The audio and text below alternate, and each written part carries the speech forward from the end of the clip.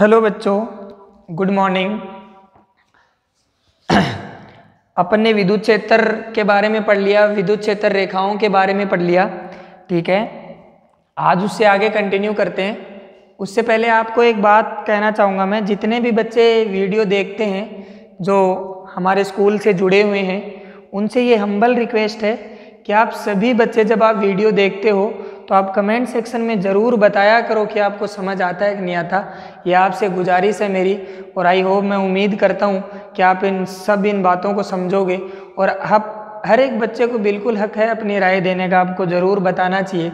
ठीक है, जितना ज़्यादा आप बताओगे कि कैसा कंटेंट आपके लिए है, ये पढ़ने में मज़ा आ रहा है कि नहीं आ रहा, बहुत अच्छा लग रहा है कि नहीं लग रहा, ठीक है ना, तो ये सारी बातें आप हमें बताओगे तो आपके लिए और अच्छा कंटेंट लेके आने की कोशिश करेंगे हम।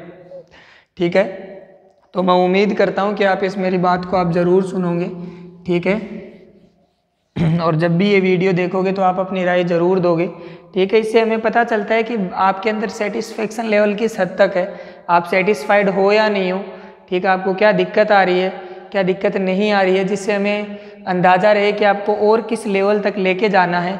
ठीक है, तो ज़रूर बताओगे आप, ऐसी मैं उम्मीद करता हूँ। और आज का नया टॉपिक अपन शुरू करते हैं, विद्युत द्विध्रुव। क्या शुरू करते हैं?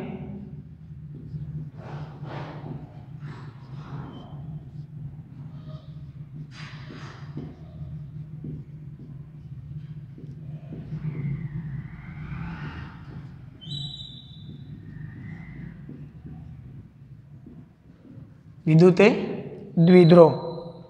अब बात करते हैं सबसे पहले कि विद्युत द्विध्रुव होता क्या है। तो ध्यान से सुनना, दो परिमाण में समान व प्रकृति में विपरीत आवेश, दो परिमाण में समान व प्रकृति में विपरीत आवेश एक दूसरे के निकट स्थित होते हैं तो बने निकाय को विद्युत द्विध्रुव कहते हैं। क्या बोला अपन ने? दो परिमाण में समान व प्रकृति में विपरीत आवेश एक दूसरे के निकट स्थित होते हैं या एक दूसरे से परस्पर अल्प दूरी पर स्थित होते हैं से बने निकाय को विद्युत द्विध्रुव कहते हैं। तो अपन क्या बोलेंगे? दो समान परिमाण एवं विपरीत प्रकृति के आवेश परस्पर अल्प दूरी पर स्थित हो तब इस प्रकार के निकाय को विद्युत द्विध्रुव कहते हैं। ठीक है, दो परिमाण में समान व, ध्यान से सुनना, दो परिमाण में समान व प्रकृति में विपरीत आवेश जो परस्पर एक दूसरे से अल्प दूरी पर स्थित हो से बने निकाय को विद्युत द्विध्रुव कहते हैं। एक बार और सुन लीजिए, दो समान परिमाण एवं विपरीत प्रकृति के आवेश परस्पर अल्प दूरी पर स्थित हो तब इस प्रकार के निकाय को विद्युत द्विध्रुव कहते हैं। ओके बेटा, अब देखो, अकॉर्डिंग टू डेफिनेशन, दो परिमाण में तो क्या होने चाहिए? दोनों आवेश समान होने चाहिए, लेकिन प्रकृति में क्या होने चाहिए? एक दूसरे के क्या होने चाहिए? विपरीत होने चाहिए। ठीक है, तो ये प्लस Q है और इसका परिमाण भी क्या है? Q, लेकिन ये धनात्मक आवेश था और ये कौन सा आवेश है? ऋणात्मक आवेश से ऋणात्मक आवेश है। तो दो परिमाण में क्या है? समान व प्रकृति में विपरीत आवेश दो एक दूसरे से परस्पर अल्प दूरी पर स्थित होते हैं से बने निकाय को क्या कहते हैं? से बने निकाय को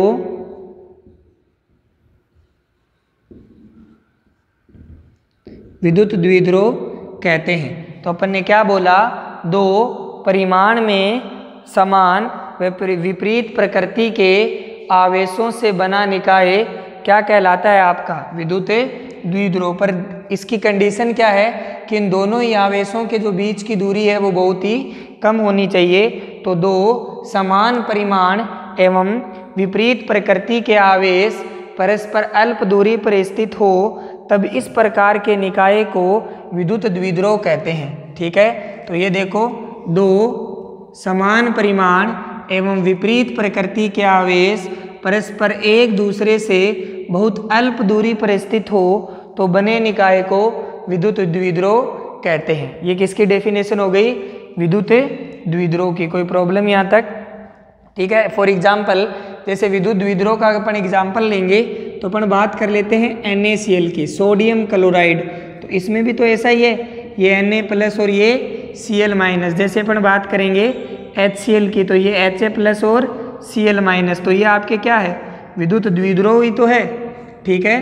तो अकॉर्डिंग टू डेफिनेशन आपको बात समझ में आई होगी कि दो समान परिमाण एवं विपरीत प्रकृति के आवेश एक दूसरे से अल्प दूरी पर स्थित हो तो बने निकाय को विद्युत द्विध्रुव कहते हैं। वापिस से सुन लीजिए, दो समान परिमाण एवं विपरीत प्रकृति के आवेश परस्पर एक दूसरे से अल्प दूरी पर स्थित हो तो बने निकाय को क्या कहते हैं? विद्युत द्विध्रुव कहते हैं। For example sodium chloride HCl।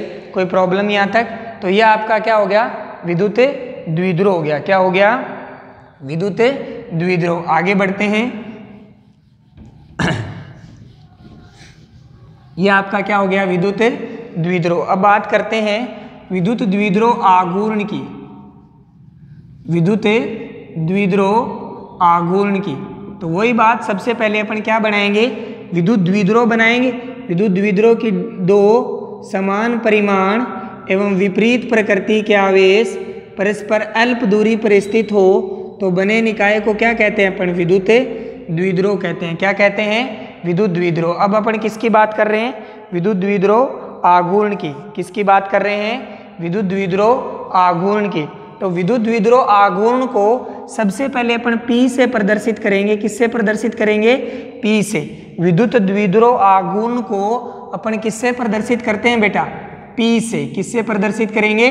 P से। इंग्लिश में बोलते हैं डायपोल मोमेंट। विद्युत द्विध्रुव आघूर्ण। कोई प्रॉब्लम यहाँ तक?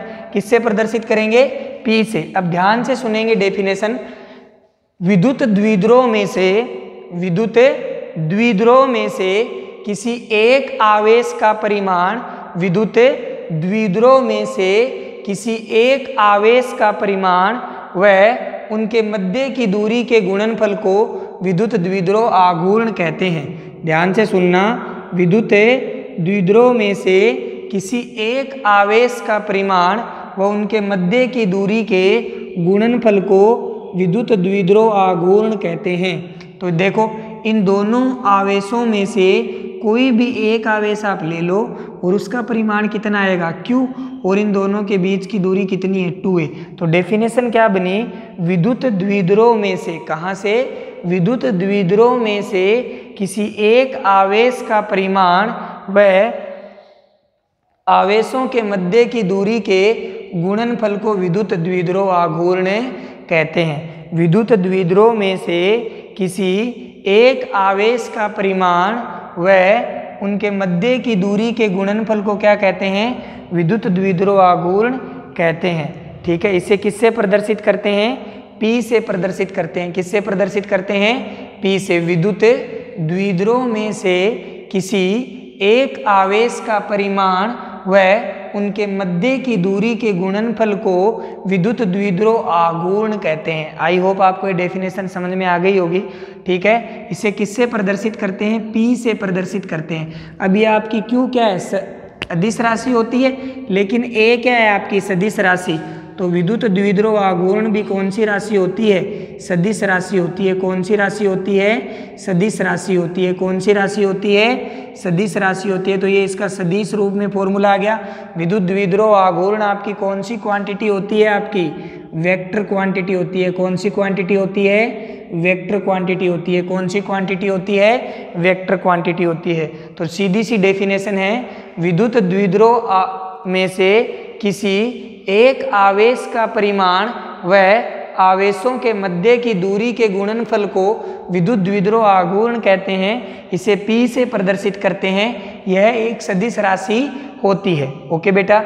अगर सदिश राशि होती है तो इसकी दिशा कहाँ से कहाँ तक होती है? तो इसकी जो दिशा होती है वो कहाँ से कहाँ होती है? इसकी दिशा होती है ऋणात्मक आवेश से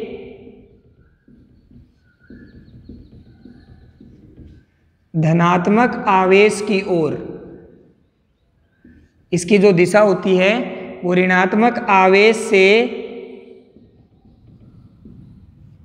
धनात्मक आवेश की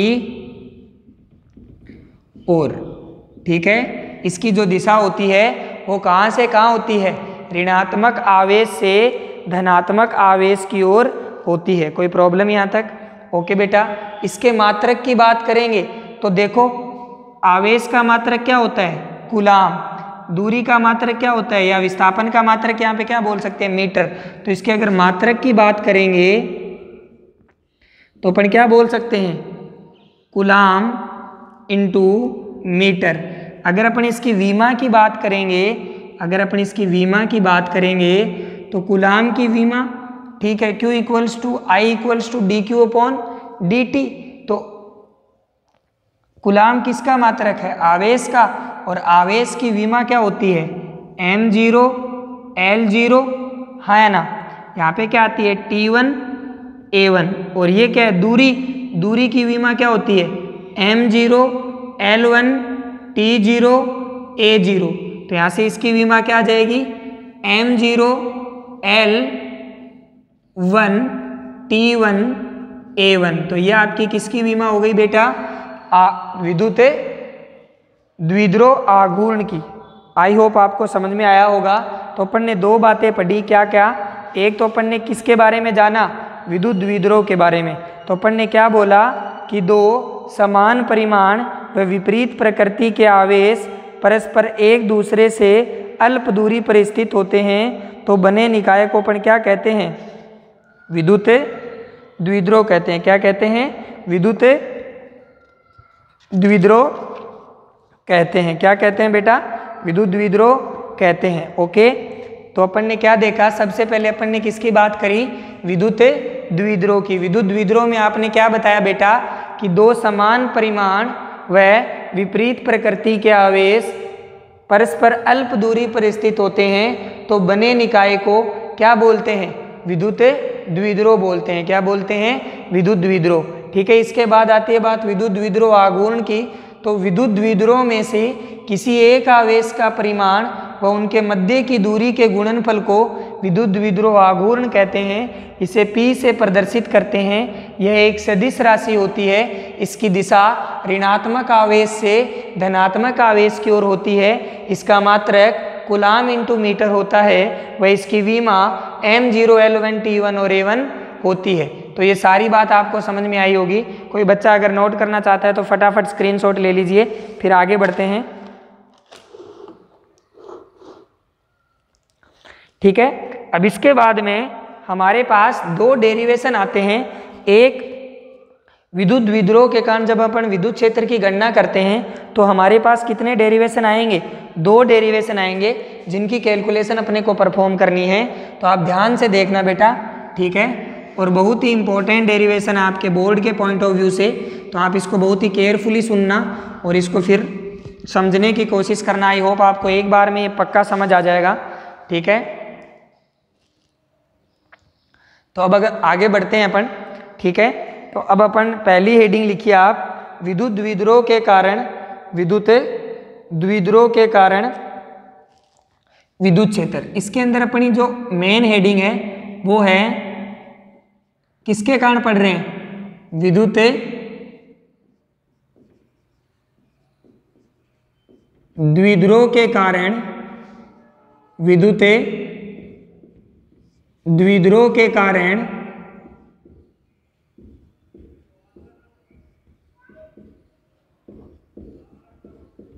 विद्युत क्षेत्र। किसके कारण पढ़ रहे हैं अपन, विद्युत द्विध्रुव के कारण आप क्या पढ़ रहे हैं, विद्युत क्षेत्र बेटा पढ़ रहे हैं। ओके बेटा, इसके अंदर अपन दो केस स्टडी करेंगे, एक अक्षीय रेखा पर और एक अपन कहाँ पढ़ेंगे, निरक्षीय रेखा पर। कहाँ पर पढ़ेंगे, एक अपन कहाँ पढ़ेंगे, अक्षीय रेखा पर, और एक अपन बात करेंगे निरक्षीय रेखा पे। तो जो पहली आपकी हेडिंग रहेगी वो रहेगी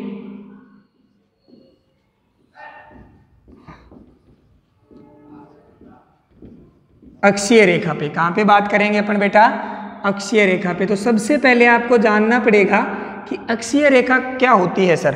ठीक है, एक बार मैं देख लेता हूँ कि आपका कैमरे में पूरा कवर हो रहा है कि नहीं हो रहा। बिल्कुल सही तरीके से कवर हो रहा है। तो अपन ध्यान से देखेंगे जरा। सबसे पहले अपन बात करेंगे अक्षीय रेखा क्या होती है सर, ठीक है। तो आप ध्यान से सुनना बेटा, ठीक है। यह आपका मान लो -q आवेश है और ये दूसरा आपका +q आवेश है, ठीक है। एक आपका -q आवेश है और एक आपका +q आवेश है। यह आपका A पॉइंट ले लो, यह आपका B पॉइंट है और यह आपका क्या बन गया, विद्युत द्विध्रुव बन गया। क्योंकि विद्युत द्विध्रुव कब बनेगा, जब दो समान परिमाण के आवेश और विपरीत प्रकृति के होने चाहिए जो एक दूसरे से अल्प दूरी पर हैं। तो अपन किसके कारण, विद्युत द्विध्रुव के कारण विद्युत क्षेत्र ज्ञात कर रहे हैं। तो सबसे पहले अपन ने क्या बनाया, विद्युत द्विध्रुव। अक्षीय रेखा का मतलब होता है जिस रेखा पे आपका विद्युत द्विध्रुव रखा है उसी रेखा पर आपका बिंदु P होना चाहिए। अक्षीय रेखा का मतलब क्या होता है, उसी एक्सिस पे होना चाहिए। तो आपने आगे एक पॉइंट P इंक्लूड कर लिया और यहाँ पे आपको विद्युत क्षेत्र की तीव्रता ज्ञात करनी है, ठीक है। अब ये देखो बेटा, ये आपका इसका मध्य बिंदु हो गया। तो ये वाली जो डिस्टेंस है ये कितनी हो जाएगी, A, और ये वाली जो डिस्टेंस है ये भी कितनी हो जाएगी, A, और ये वाली जो मैंने डिस्टेंस है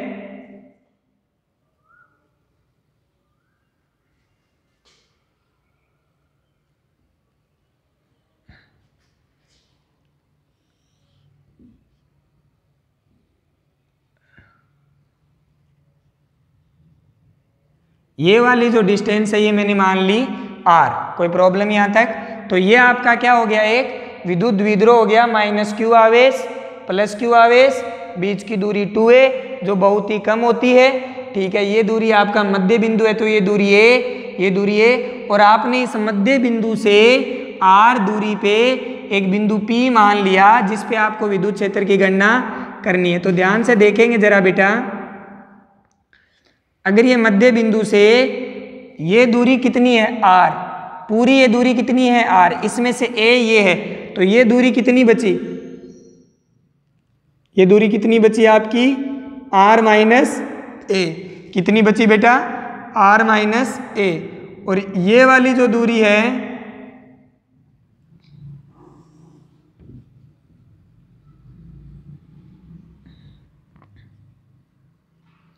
ये दूरी कितनी हो गई r प्लस a, ठीक है। तो हमारे पास डायग्राम सबको समझ आ रहा होगा। किसी भी बच्चे के कोई डाउट हो तो बताओ। बिल्कुल क्रिस्टल क्लियर आपको ये डायग्राम दिख रहा है, ठीक है। हम बता देते हैं। सबसे पहले अपने को अक्षीय रेखा क्या होती है सर, जिस एक्सेस पे आपका विद्युत द्विध्रुव रखा है अगर उसी एक्सेस पे आप कोई बिंदु P लेते हो तो उसको बोलते हैं अक्षीय बिंदु। क्या बोलते हैं, अक्षीय बिंदु। ओके, तो हम देखो सबसे पहले अपने को विद्युत द्विध्रुव के कारण विद्युत क्षेत्र निकालना है। तो अपन ने एक -q और +q लिया जो एक दूसरे से बहुत कम दूरी पे रखे हैं। तो सबसे पहले अपन ने क्या बनाया, विद्युत द्विध्रुव। अब जिस एक्सेस पे ये रखे हैं उसी एक्सेस पे अपन ने एक बिंदु P लिया जिसके ऊपर अपने को विद्युत क्षेत्र की तीव्रता ज्ञात करनी है। ओके बेटा, ये अपना सेकंड केस। थर्ड केस में अपन ने क्या किया, ध्यान से देखना, इसके मध्य बिंदु से हमने r दूरी पे ये बिंदु P माना। तो ये पूरी दूरी r है और ये a है। तो अगर ये r में से a कम कर दूंगा तो ये r माइनस a तो बचेगी। ये पूरी यहाँ तक r है और ये बाकी वाली a है तो टोटल जुड़ेगी तो कितनी हो जाएगी r प्लस a। कोई प्रॉब्लम यहाँ तक। अब हमें इस बिंदु P पे विद्युत क्षेत्र की दिशा क्या करनी है, ज्ञात करनी है। तो अपने सबसे पहले दिशा देख लेंगे, ठीक है। अपन इस वाली दिशा को अगर मान लो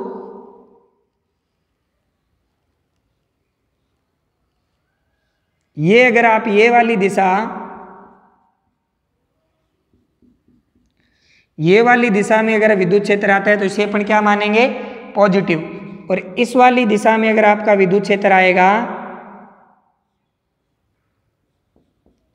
तो इसे अपन क्या मान लेंगे बेटा,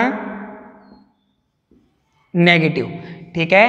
अगर इस दिशा में आपका विद्युत क्षेत्र आएगा तो अपन उसे क्या मान लेंगे, पॉजिटिव। और अगर इस दिशा में अगर आपका विद्युत क्षेत्र आएगा तो उसे अपन क्या मान लेंगे, नेगेटिव, क्योंकि अपन जनरल इस डायरेक्शन को कौन सी मानते हैं, धनात्मक, और इस दिशा को अपन क्या मानते हैं, ऋणात्मक। तो अब अपन शुरू करते हैं। सबसे पहले अपन -q आवेश के कारण विद्युत क्षेत्र की दिशा निकालते हैं। तो -q आवेश के कारण निकालेंगे तो ध्यान से देखना जरा, ये -q आवेश है, इसके कारण आपको P बिंदु पर विद्युत क्षेत्र निकालना है। तो इसकी दिशा देखने के लिए क्या करेंगे, P बिंदु पे क्या रखेंगे, एक आवेश रखेंगे। ये आवेश को अपनी तरफ आकर्षित कर रहा है, और आपको भी पता है माइनस आवेश के कारण विद्युत क्षेत्र हमेशा उसकी तरफ होता है। इसका मतलब ये विद्युत क्षेत्र कहाँ आ रहा है, ऋणात्मक दिशा में। तो फॉर्मूला लिखेंगे, विद्युत क्षेत्र का बेसिक फॉर्मूला क्या होता है, KQ अपॉन में R²। R कितनी दूरी है, R plus A, KQ upon R plus A का whole square. Okay note okay बेटा, कौन सी दिशा में आ रहा है, ऋणात्मक दिशा में। तो यहाँ पे अपन उसको वेक्टर फॉर्म में कन्वर्ट करेंगे। तो ये अपन ने क्या लगा दिया, विद्युत द्विध्रुव आघूर्ण, जिसका परिमाण कितना है, इकाई। और क्योंकि ये यूनिट वेक्टर है इसलिए इसका परिमाण कितना है, इकाई। लेकिन इसकी दिशा कहाँ है, ऋणात्मक के अनुदिश। कहाँ है, ऋणात्मक के अनुदिश। ओके बेटा, तो ये किसको बता रहा है, विद्युत क्षेत्र की दिशा को। इसी प्रकार अब अपन अगर +q आवेश के कारण बात करेंगे, +q आवेश के कारण बात करेंगे तो अपना क्या आएगा, ध्यान से देख के बताइए जरा। +q आवेश के कारण आपका जो वैल्यू आएगी वो, अब देखो आपने यहाँ पे कौन सा आवेश है, +q0, और ये इसको कहाँ भेजेगा, दूर की ओर। तो विद्युत क्षेत्र के धनात्मक आवेश के कारण विद्युत क्षेत्र हमेशा कहाँ होता है, दूर की ओर। तो ये दूर की ओर रहेगा। तो अपन क्या लिखेंगे, KQ अपॉन दूरी कितनी है, R-A, तो R-A का होल स्क्वायर। और इस बार दिशा कौन सी आएगी, पॉजिटिव में, क्योंकि आप कहाँ जा रहे हो, विद्युत क्षेत्र की दिशा कौन सी दिशा में है, पॉजिटिव डायरेक्शन में। ठीक है, ये आपका सेकंड पॉइंट। ठीक है, अपने को क्या करना है, विद्युत क्षेत्र एक सदिश राशि है, तो इसके अंदर जो दिशा है वो बहुत ही अहम रोल प्ले करती है बेटा। तो अपने को सारा काम अकॉर्डिंग टू डायरेक्शन को लेके चलना है। अगर आप विदाउट दिशा के काम करोगे तो आपका क्या हो जाएगा, गलत हो जाएगा। तो ध्यान से देखेंगे, विद्युत क्षेत्र की दिशा अपन कैसे पता है आपको, धनात्मक आवेश के कारण विद्युत क्षेत्र हमेशा कहाँ होता है, दूर की ओर होता है। और ऋणात्मक आवेश के कारण विद्युत क्षेत्र हमेशा कहाँ होता है, पास की ओर होता है। या तो हमने ऐसे याद रखो, बताया हुआ है, या हम क्या करेंगे, अगर हमें -q आवेश के कारण विद्युत क्षेत्र देखना है तो यहाँ पे आप +q0 आवेश रखो। ये इसको कहाँ अपनी तरफ आकर्षित कर रहा है, इसका मतलब विद्युत क्षेत्र कहाँ है, इधर की ओर। और अगर इसी टाइप से अपन +q आवेश के कारण विद्युत क्षेत्र देखेंगे तो वो कहाँ है, इसको क्या कर रहा है, प्रतिकर्षित। और अगर प्रतिकर्षित कर रहा है तो विद्युत क्षेत्र कहाँ है, दूर की ओर। ये पीछे के लेक्चर में मैंने आपको सारी बातें बहुत ही डीपली एक्सप्लेन करी है, तो आज अपन उनका डायरेक्ट यूज कर रहे हैं, फिर भी मैंने एक बार आपको फिर से समझा दिया। ठीक है, तो ये हमारे आगे, अगर आपको पॉइंट P पे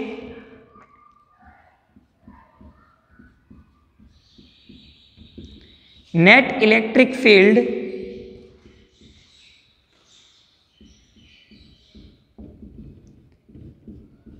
एट पॉइंट P, हमें E पर कुल विद्युत क्षेत्र निकालना है, तो हम क्या मानेंगे, vector of E equal to vector of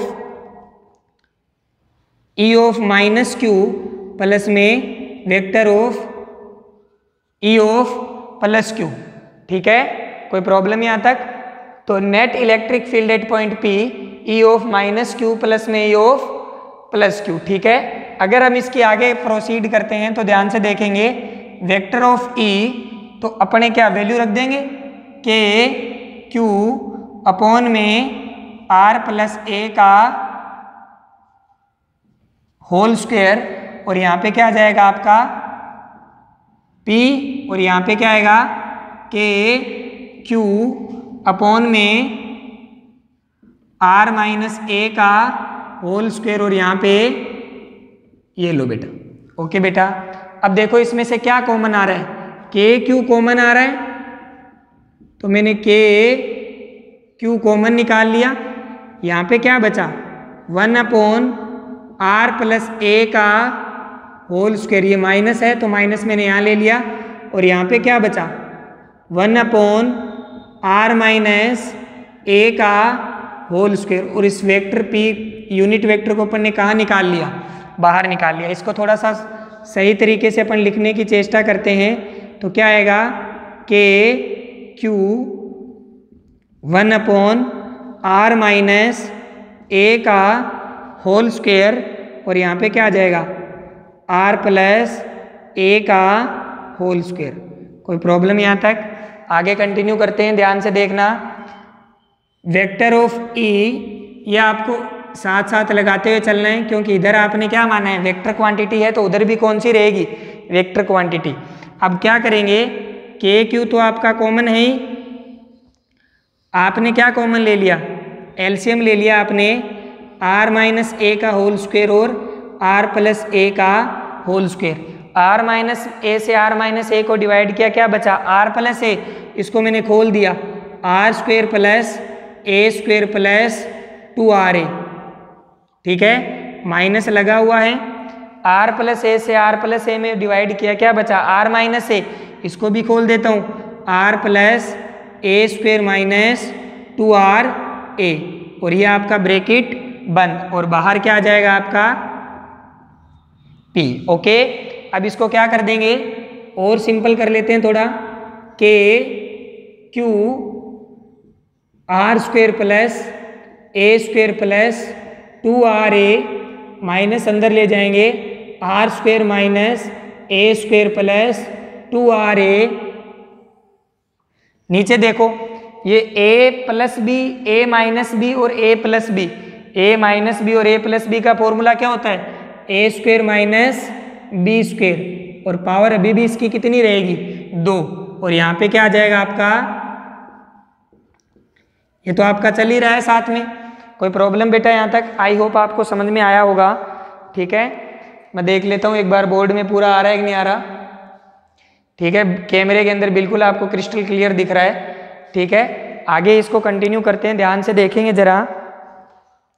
तो देखो, r स्क्वायर से r स्क्वायर, a स्क्वायर से a स्क्वायर, तो देखो ऊपर कितना हो गया, 4ra, कितना हो गया, 4, तो वेक्टर ऑफ ई के क्यू 2ra और 2ra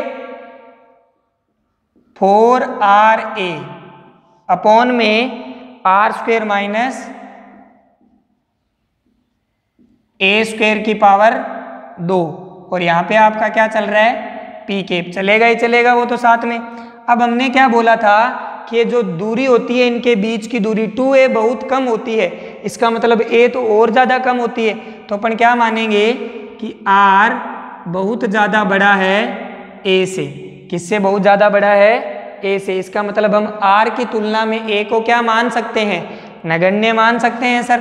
तो E इक्वल्स टू के क्यू 4ra अपॉन, यहाँ पे कितना हो जाएगा, r की पावर 4, क्योंकि a को क्या मान लिया आपने, नगण्य मान लिया, ठीक है। एक r से एक r कट जाएगा, तो इसको क्या लिख सकते हैं, के क्यू इंटू 4a अपॉन में r क्यूब, ऐसा लिख सकते हैं बेटा। यहाँ तक किसी भी बच्चे के कोई डाउट है तो बताइए, कैमरे में मैं देख लेता हूँ एक बार फिर से।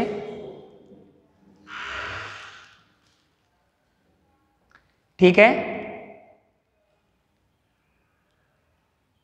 पूरी बातें आ रही है, के Q 4a upon r cube, ठीक है।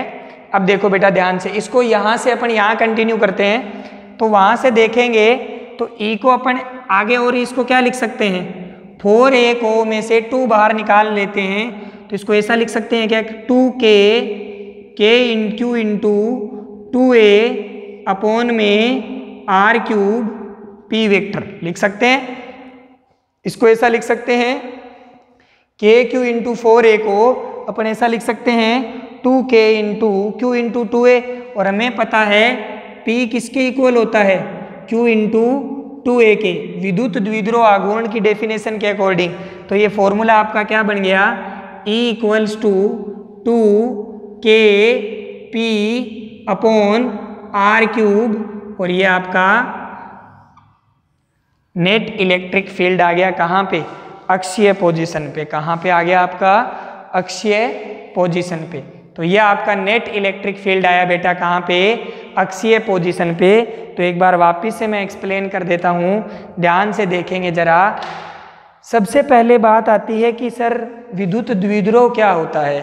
तो दो परिमाण में समान व विपरीत प्रकृति के आवेश एक दूसरे के निकट स्थित है तो बने निकाय को क्या कहते हैं, विद्युत द्विध्रुव कहते हैं। इसका मतलब उन दोनों आवेशों के बीच की जो दूरी होती है वो बहुत ही कम होती है। अपन इसको 2a मान के चलते हैं ताकि कैलकुलेशन आपकी सिंपल रहे। अपन इन दोनों के बीच की दूरी a भी मान सकते थे, पर फिर सभी में a/2 आता तो कैलकुलेशन क्या हो जाती, थोड़ी कॉम्प्लिकेटेड हो जाती। इसलिए अपन क्या मान के चलते हैं, 2a। ओके बेटा, अब हमने क्या किया, हमने सबसे पहले अपने को किसके कारण डेरिवेशन करना है, विद्युत द्विध्रुव के कारण। तो आपको सबसे पहले क्या बनाना पड़ेगा, विद्युत द्विध्रुव बनाना पड़ेगा। तो विद्युत द्विध्रुव बनाने के लिए कितने आवेश चाहिए, 2। पर कंडीशन क्या होगी, दोनों आवेशों का परिमाण क्या होगा, सेम होगा, लेकिन उनकी प्रकृति क्या होगी, विपरीत। तो एक मैंने -q लिया, एक मैंने +q लिया, और बीच की दूरी कितनी ले ली अपन ने, 2a ले ली। ओके, यहाँ पे a पॉइंट, ये b पॉइंट, बीच की दूरी कितनी है, 2a। अब हमें किसी भी बिंदु P पे विद्युत क्षेत्र की दिशा को क्या करना है, ज्ञात करना है। क्या करना है, ज्ञात करना है, और उसके मान को भी हमें वहाँ पे बताना है। और बिंदु P कौन सा बिंदु है, अक्षीय बिंदु है। जिस लाइन के ऊपर विद्युत द्विध्रुव रखा होता है उसी लाइन के ऊपर अगर कोई और बिंदु है तो उसी को अक्षीय बिंदु बोलते हैं। ओके बेटा, अब देखो इस वाली डायरेक्शन को अपन ने क्या माना है, धनात्मक की। अगर विद्युत क्षेत्र की दिशा इस दिशा में आएगी तो वो सारी क्या होगी, धनात्मक। और अगर विद्युत क्षेत्र की दिशा इस डायरेक्शन में जाएगी तो वो सारी क्या होगी, ऋणात्मक। हमें पता है विद्युत क्षेत्र का फॉर्मूला होता है KQ/R²। तो हमने सारी डायमेंशन इसकी ड्रॉ करी, हमने देखा -q आवेश से ये जो बिंदु P है ये r+a दूरी पे है सर। तो KQ/R+a का होल स्क्वायर। अब बात रही इसकी दिशा की, तो माइनस आवेश के कारण विद्युत क्षेत्र हमेशा उसकी तरफ होता है, तो विद्युत क्षेत्र कहाँ होगा, इधर। और ये दिशा आपने क्या मान रखी है, नेगेटिव। इसलिए हमने इसको इकाई सदिश से गुणा कर दिया -p कैप से। ओके बेटा, अगर अपन बात करें धनात्मक आवेश की, तो धनात्मक आवेश के कारण KQ/ दूरी कितनी है, r- है, और इस दिशा में आएगा, इस दिशा में आएगा तो इस दिशा को कहाँ माना है आपने, धनात्मक, तो +p कैप। ओके, कुल विद्युत क्षेत्र की अगर अपन बात करेंगे तो दोनों के कारण उसको क्या कर देंगे, जोड़ देंगे। जोड़ने के बाद आपने इस फॉर्म में इसको लिख दिया। क्या कॉमन आ रहा है पूरे में से, KQ क्या कर लिया, बाहर निकाल लिया। कैलकुलेशन को सिंपल किया, ठीक है। इसको आगे पीछे लिख दिया अपन ने, r- और r+a क्या आ गया, एलसीएम आ गया। ठीक है, जैसे ही एलसीएम आया r- से r-a को डिवाइड किया, क्या बचा, r+a। r+a को खोल दिया a² + b² + 2ab के फॉर्मूले से। सेम टाइम r+a से r+a को डिवाइड किया, क्या बचा, r-a, और r-a को a + b के फॉर्मूले से खोल दिया। ओके बेटा, खोलने के बाद आपका जो कट रहा है उसे कैंसिल कर दिया, इस फॉर्म में लिख लिया इसको, r² से r² कैंसिल, a² से a² कैंसिल, 2ra और 2ra 4ra। नीचे देखो ये a- b और ये a + b, तो किसका फॉर्मूला होता है, a² - b² का, और पावर ऊपर 2 पहले से, तो अपन ने 2 पावर लगा दी। हमने क्या बोला कि जो विद्युत द्विध्रुव होता है उन दोनों के बीच की जो जब दूरी लेते हैं तो वो क्या होती है, बहुत अल्प होती है। तो इसका मतलब r की तुलना में बहुत बड़ा मान सकते हैं। ठीक है, मानने के बाद हमने ये लिखा। ठीक है, तो जैसे ही आपको, अब कई बच्चे सोचेंगे सर नीचे वाले a को तो हटा दिया, ऊपर वाले a को क्यों नहीं हटाया। अरे ऊपर वाले a को 0 रख दोगे तो ये पूरा 0 हो जाएगा। हम नगण्य अंतर या जोड़ में करते हैं, गुणा और भाग में नहीं करते। ठीक है, तो यहाँ अंतर क्या हो रहा है, जो अपन नगण्य मानते हैं वो या तो जोड़ने में और या अंतर करने में, मतलब माइनस करने में। ठीक है, तो यहाँ से आपने क्या किया, a को नगण्य मान लिया, ये बन गया KQ/4ra/r की पावर 4, एक r से एक r कैंसिल, तो KQ × 4a, 4a को आपने 2 बाहर ले लिया और उसको क्या लिख दिया, 2a। तो Q × 2a किसका फॉर्मूला होता है, P का। किसका फॉर्मूला होता है, P का। ओके बेटा, तो Q × 2a किसके बराबर होता है, P के, तो 2kP/r³। ये कहाँ पे है, बिंदु P पर विद्युत क्षेत्र है, और ये कौन सी दिशा में है, धनात्मक दिशा के अंदर है। ओके बेटा, ये बात आपको समझ में आई होगी। आई होप आपको ये पूरा डेरिवेशन समझ में आया होगा। फटाफट स्क्रीनशॉट ले लीजिए, कैमरे के अंदर बिल्कुल पूरा दिख रहा है ये।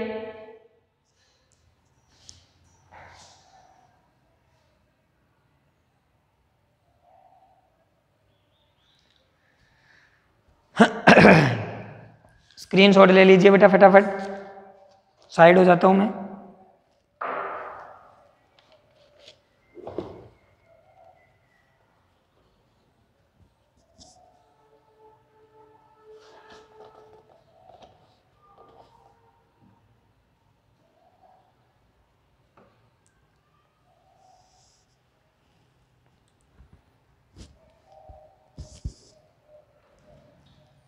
ओके बेटा, तो यह आपकी अक्षीय रेखा पे आपने कैलकुलेशन को परफॉर्म किया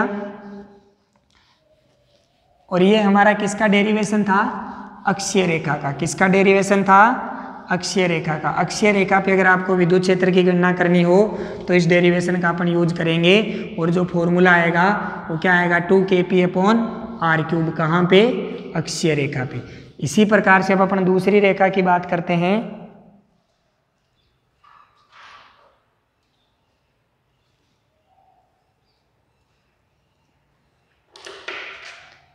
अब अगर आगे कंटिन्यू करते हैं, कहाँ पे? निरक्ष वाली रेखा पे। कहाँ पे? निरक्ष वाली रेखा पे। ठीक है, तो अगर इसको आगे कंटिन्यू करेंगे अपन, कौन सी रेखा पे? निरक्षीय रेखा पे। तो ध्यान से देखेंगे, अक्षीय रेखा को हटा के यहाँ पे कौन सी हेडिंग डालेंगे अब हम? निरक्ष रेखा। क्या बोलेंगे? निरक्ष रेखा।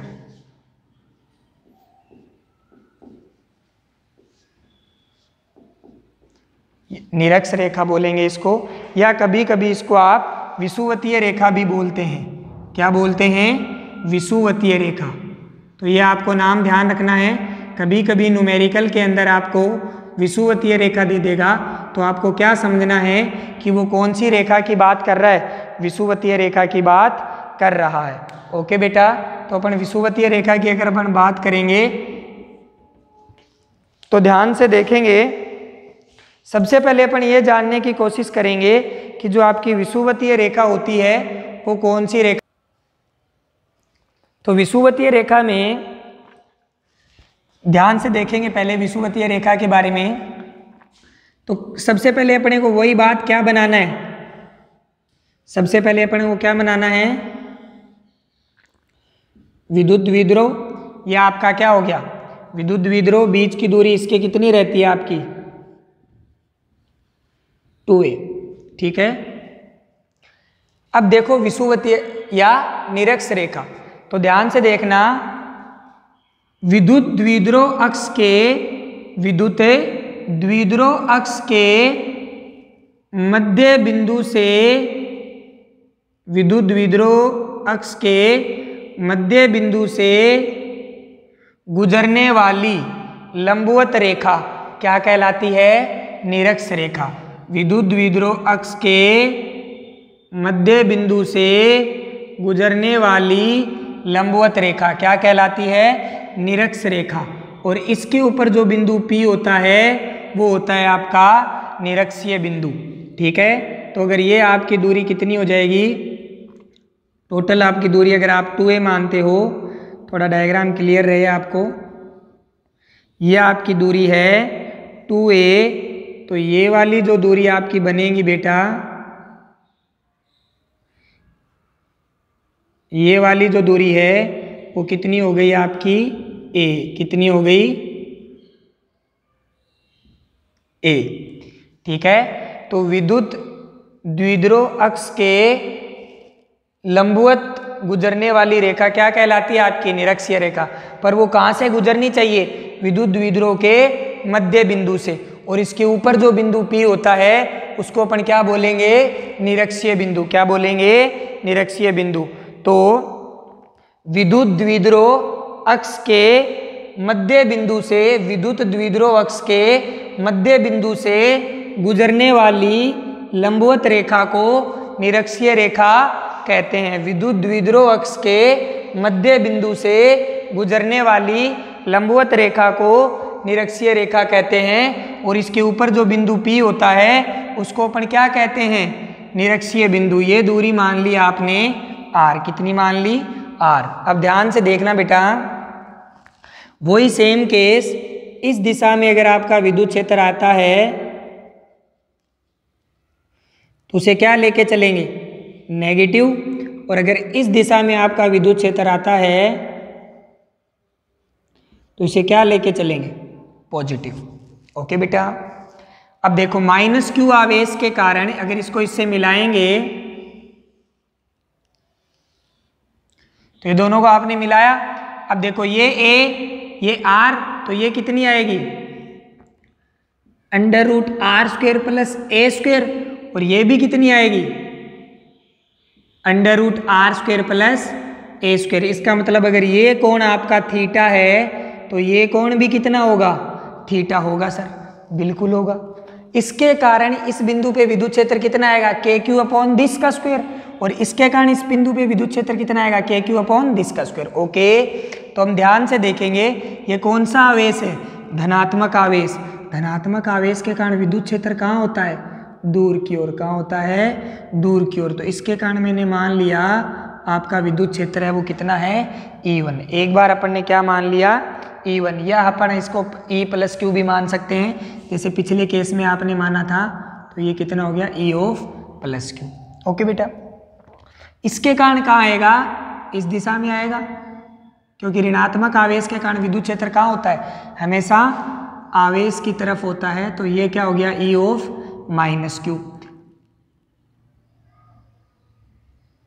ओके बेटा। ये कोण थीटा है तो ये कोण भी कितना होगा, थीटा। ठीक है। और E-Q और E-Q दोनों क्या है, बराबर। तो ये कोण भी कितना होगा, थीटा। कैसे है सर बराबर, EQ का मान देखो कितना आएगा, विद्युत क्षेत्र का फॉर्मूला लगा दो, KQ/ में, अभी आपको दिशा नहीं देखनी, केवल और केवल क्या देखना है, परिमाण। तो कितना आएगा,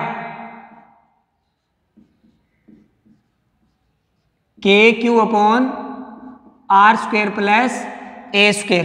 और E-Q भी देख लो, चाहे क्या आ रहा है, यही आएगा, क्योंकि दूरी इसकी भी कितनी है, इतनी है। तो इसके कारण भी कितना आएगा, KQ/r² प्लस a²। इसका मतलब E-Q और E-Q एक दूसरे के क्या है, बराबर है या नहीं है। ये अपन ने और आगे इसको और सिद्ध कर देंगे अपन, टेंशन वाली कोई बात नहीं है, बस ध्यान से देखते जाओ। ये हो गया। अब इसके कंपोनेंट लेंगे तो E+Q का इधर कंपोनेंट क्या आएगा, EQ cos थीटा, और E-Q का इधर कंपोनेंट क्या आएगा, E-Q cos थीटा। इसका ऊपर कंपोनेंट क्या आएगा, E-Q sin थीटा, और नीचे कंपोनेंट क्या आएगा, E-Q sin थीटा, क्योंकि इसका नीचे कंपोनेंट E-Q sin थीटा, इसका इधर कंपोनेंट E-Q लंबवत EQ sin थीटा। इसी प्रकार इसका E-Q cos थीटा, और नीचे क्या आएगा, E-Q sin थीटा। कंपोनेंट लेना आपको 11th क्लास में बहुत अच्छे से सिखा दिया। अब अगर अपन y दिशा की बात करें, पहले y डायरेक्शन की बात कर लेते हैं। y डायरेक्शन की अगर अपन बात करेंगे तो अपन क्या बोलेंगे, EQ sin थीटा किसके बराबर है, E-Q sin थीटा के। तो यहां से ये वापिस से सिद्ध हो गया कि EQ sin थीटा बराबर EQ sin थीटा के। तो sin थीटा EQ किसके बराबर है, E-Q के। तो ये हमारी किसके अंदर बात हो गई, y दिशा में। तो y दिशा में तो परिमाण में बराबर व दिशा में विपरीत होने के कारण ये एक दूसरे को क्या कर रहा है, कैंसिल कर रहा है। क्या कर रहा है, कैंसिल कर रहा है। इसका मतलब हमें किसकी बात करनी है, x डायरेक्शन की। किसकी बात करनी है, only and only x direction की। तो x दिशा की अगर मैं बात करना चाहूं तो क्या करूंगा, कौन सी दिशा में जा रहा है, माइनस दिशा में। तो अगर माइनस दिशा की बात करूंगा, तो अगर E की बात करूं तो जुड़ जाएगा, ये क्या हो जाएगा, E Q cos theta plus E minus Q cos theta, और यहाँ पे क्या लग जाएगा, माइनस पी के लग जाएगा, क्योंकि इस बार कौन सी दिशा में जा रहा है, माइनस दिशा में, तो माइनस पी केप लगाऊंगा। ठीक है, ई ओ क्यू और ई और माइनस क्यू दोनों एक दूसरे के क्या है, बराबर है, तो ई of Q cos theta, E of minus Q की जगह क्या रख सकता हूँ, ई क्यू, तो यहाँ भी ई क्यू कोस थीटा, यहाँ पे क्या हो गया, माइनस पी के, तो ये क्या हो जाएगा आपका 2 ई क्यू कोस थीटा। ओके बेटा, ई क्यू का मान आपने ऑलरेडी पहले ही फाइंड आउट कर रखा है, ये वाला। अब अगर हमें कोस थीटा का मान मिल जाए तो हमारी वैल्यू आ जाए, तो कोस थीटा किसके बराबर होता है, आधार बटे कर्ण के। आधार कितना है आपका, इस ट्राइंगल में देखो, इस वाले ट्राइंगल में देखो आप, आधार कितना है a और कर्ण कितना है √r² प्लस a²। ये वैल्यू यहां रख देंगे, तो ई ऑफ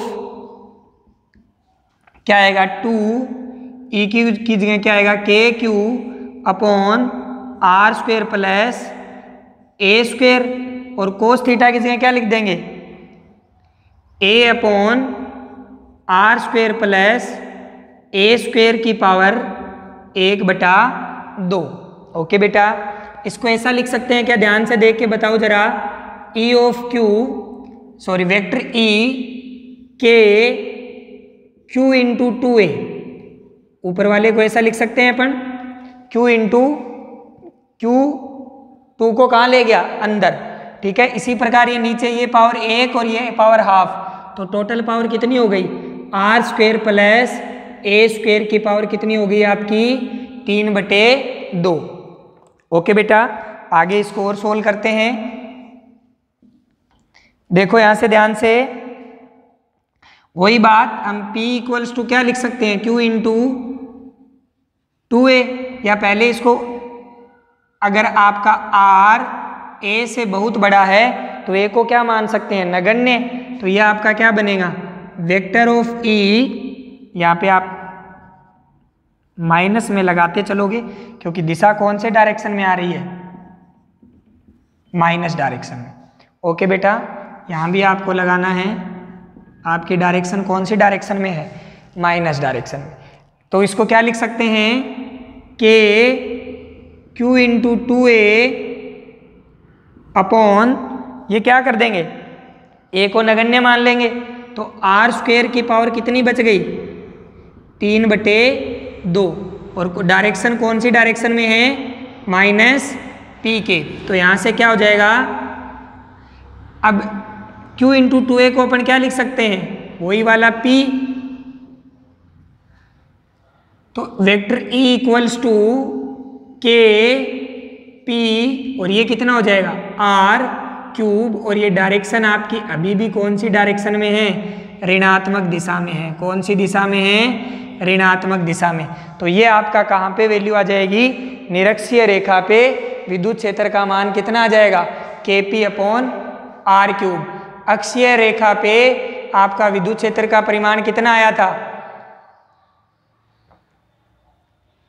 ठीक है, तो आपको ये पूरा बोल्ड दिख रहा है, पूरा कैमरे के अंदर आ रहा है। तो अक्षीय रेखा पे आपका कितना आया था, 2KP अपॉन r³, और निरक्षीय रेखा पे कितना आया है, KP अपॉन r³। इसमें आपकी दिशा धनात्मक में आई थी, एक मैंने एग्जाम्पल आपको धनात्मक का लिया है और एक मैंने आपका एग्जाम्पल कौन से का ले लिया, ऋणात्मक का।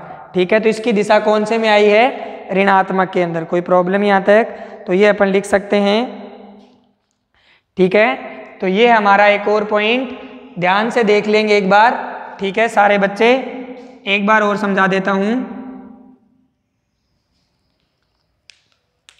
सबसे पहले आता है कि सर आपकी निरक्षीय रेखा होती कौन सी है, तो विद्युत द्विध्रुव अक्ष के मध्य बिंदु से गुजरने वाली लंबवत रेखा निरक्षीय रेखा कहलाती है, और विद्युत द्विध्रुव अक्ष के मध्य बिंदु से गुजरने वाली लंबवत रेखा निरक्षीय रेखा कहलाती है, और उसके ऊपर कोई भी बिंदु P है वो आपका निरक्षीय बिंदु कहलाता है, वो आपका क्या कहलाता है, निरक्षीय बिंदु, ठीक है, कहलाता है। कोई प्रॉब्लम यहाँ तक?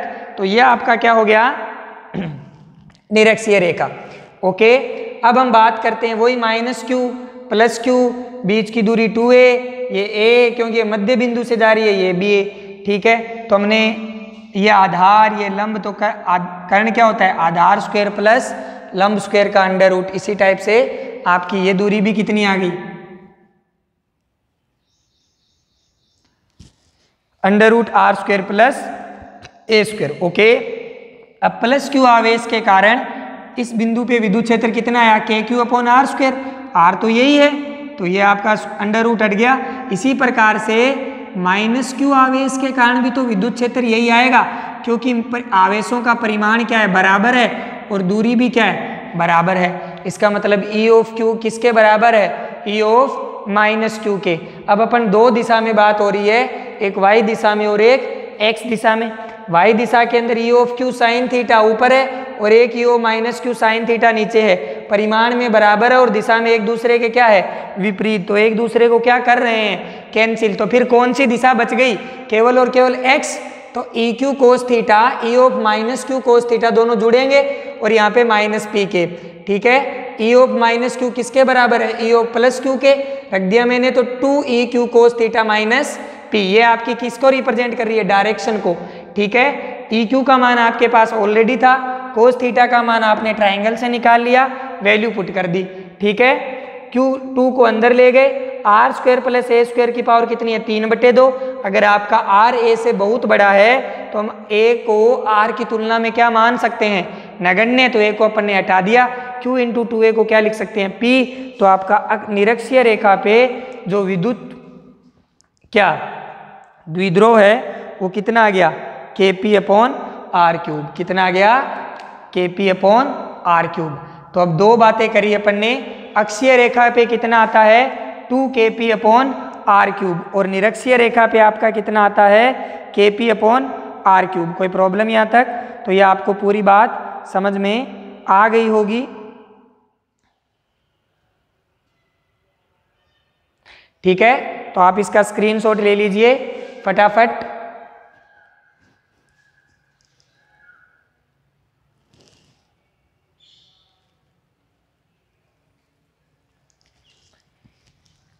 ठीक है बेटा, बाकी अपन कल पढ़ेंगे। जितना भी आपको पढ़ाया जा रहा है ये आपको कंटिन्यू पढ़ते रहना है, ऐसा कोई भी टॉपिक नहीं है जो आपको छोड़ा जा रहा है, बिल्कुल डिटेल से आपको समझाया जा रहा है। तो आप जब भी इसका अध्ययन करें तो आप कमेंट सेक्शन में ज़रूर बताएं कि आपका सेटिस्फेक्शन लेवल किस हद तक है, आप कंटेंट आपको समझ में आ रहा है, कंटेंट आपको अच्छा भी लग रहा है, लेवल का लग रहा है या नहीं लग रहा, ये सारी बातें आप बताया करो ताकि और अपन बेटर कर सकें, ठीक है। और ये आपसे इस बार मैं आपको कह रहा हूँ कि आपको ये बताना है, ठीक है। बहुत सारे बच्चे देखते हैं पर वो बताते नहीं हैं, बताया करो बेटा। Okay, thank you.